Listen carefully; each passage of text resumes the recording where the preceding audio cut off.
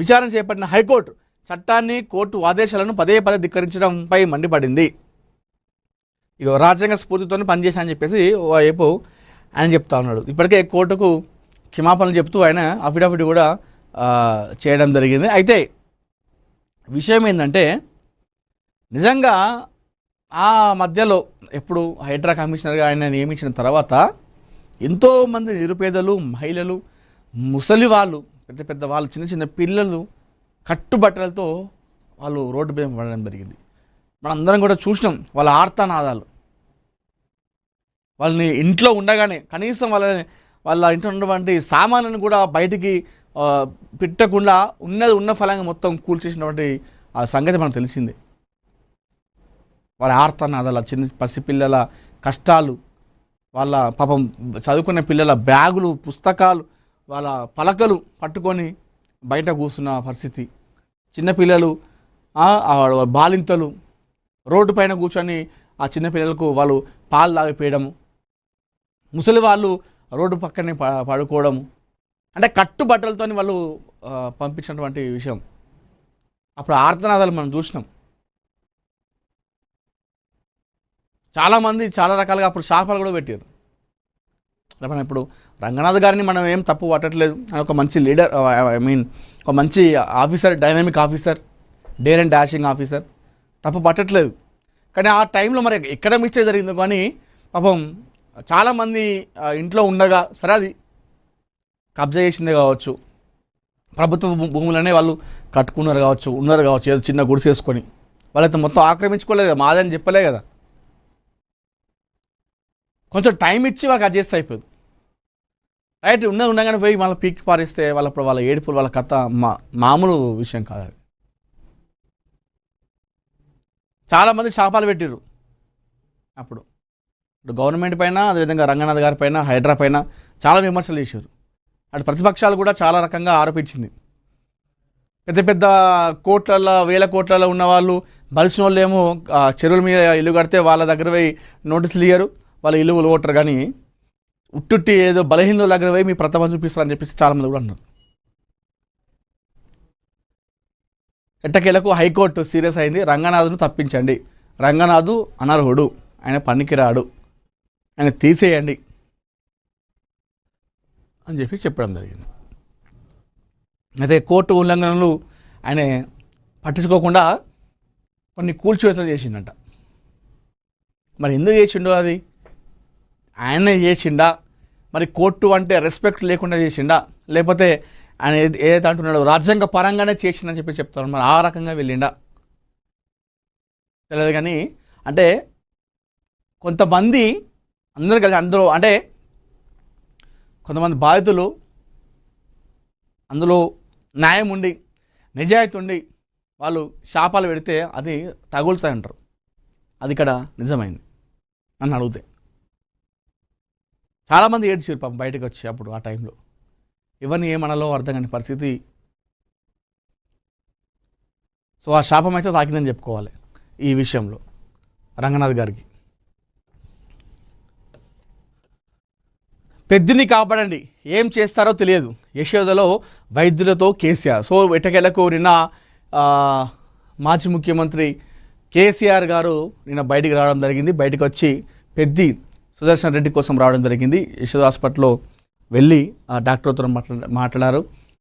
సుదర్శన్ రెడ్డిని చూశారు. ఆ సుదర్శన్ రెడ్డి కుటుంబ సభ్యులతో, పిల్లలతో, అదేవిధంగా తన సుదర్శన్ రెడ్డి సతీమణితో మాట్లాడడం జరిగింది. మాట్లాడి వాళ్ళ కోసం ధైర్యం ఇచ్చారు. అదేవిధంగా డాక్టర్లతో మాట్లాడి మీరు ఏం చేస్తారో తెలియదు, మా పెద్ద బతికి రావాలి, మళ్ళా యాక్టివ్గా పాలిటిక్స్లో ఉండాలని చెప్పేసి ఆయన చెప్పడం జరిగింది. చాలాసేపు సమయం గడిపిండు.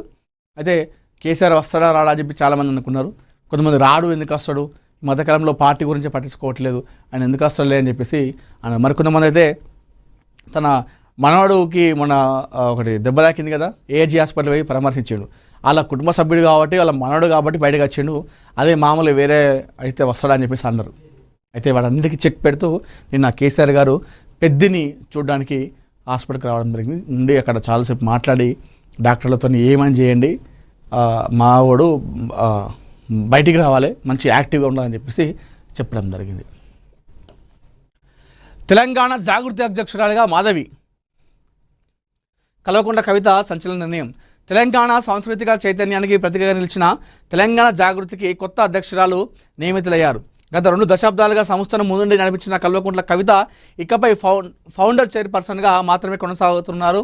ఈ నేపథ్యంలో సంస్థ కొత్త అధ్యక్షురాలిగా మారిపెల్లి మాధవికి బాధ్యతలను అప్పగిస్తూ సోమవారం అధికారిక ఉత్తర్వులు జారీ చేశారు.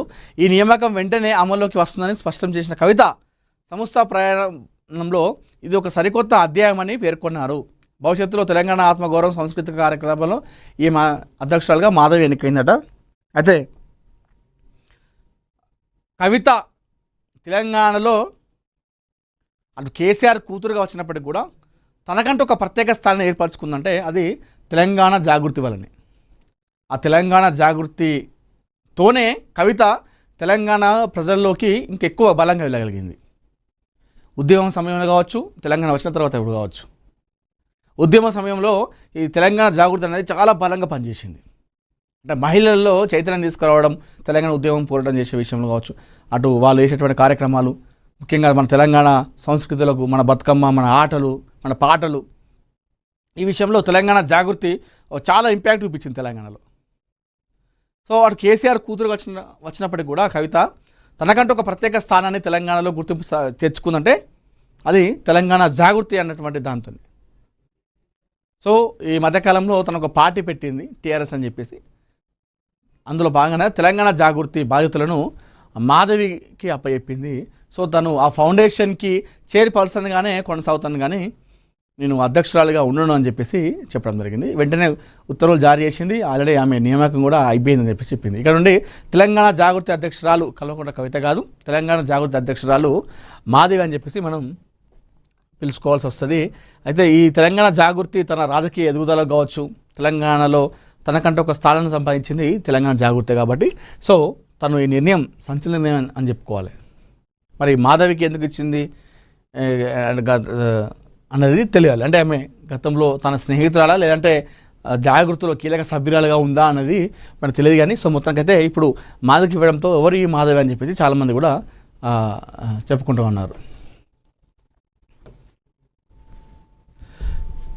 దుబాయ్ భారత కాన్సులేట్కు తొలి తెలుగు కాన్సుల్ జనరల్ అంట విష్ణువర్ధన్ రెడ్డి నియామకం ఖరారు. దుబాయ్ చరిత్రలో తొలిసారి తెలుగు దౌత్యవేత్తకు అత్యున్నత బాధ్యతలు అని చెప్పేసి మనం ఇక్కడ వార్త వస్తున్నాం. ఢిల్లీలో తెలంగాణ జర్నలిస్టుల గర్జన. జర్నలిస్టుల హక్కుల కోసం గలమెత్తిన టీడబ్ల్యూజేఎఫ్ జంతర్ మంతర్లో ధర్నా. దండులా కదిలి వచ్చిన దేశవ్యాప్త జర్నలిస్టులు అంట. సరే వార్త చూద్దాం.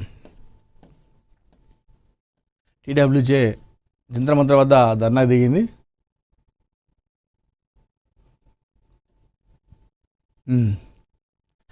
దేశవ్యాప్తంగా జర్నలిస్టుల సమస్యలపై తెలంగాణ జర్నలిస్టులు ఢిల్లీలో గలమెత్తారు. కేంద్ర ప్రభుత్వం పరిష్కరించాల్సిన సమస్యలను వెంటనే పరిష్కరించాలని కోరుతూ పాత్రికేయులు పార్లమెంటు సమీపంలోని జంతర్ మంతర్లో పెద్ద ఎత్తున ధర్నా చేశారు. తెలంగాణ వర్కింగ్ జర్నలిస్ట్ ఫెడరేషన్ రాష్ట్ర కమిటీ ఇచ్చిన చలో పార్లమెంటు పిలుపునందుకొని రాష్ట్రంలోని వివిధ జిల్లాల నుంచి ఢిల్లీకి తరలి వచ్చిన పాత్రికేయుల ధర్నాలో పాల్గొని సమస్యలపై గొంతెత్తారు. ఫెడరేషన్ రాష్ట్ర అధ్యక్షుడు మామిడి సోమయ్య అధ్యక్షతన జరిగిన ఈ ధర్నాను Indian federation of working journalist నాయకులు, ఢిల్లీ యూనియన్ ఆఫ్ జర్నలిస్ట్ అధ్యక్షుడు మారూఫ్ రజా ప్రారంభించారు. ఈ సందర్భంగా ఆయన మాట్లాడుతూ దేశవ్యాప్తంగా జర్నలిస్టులకు సంబంధించి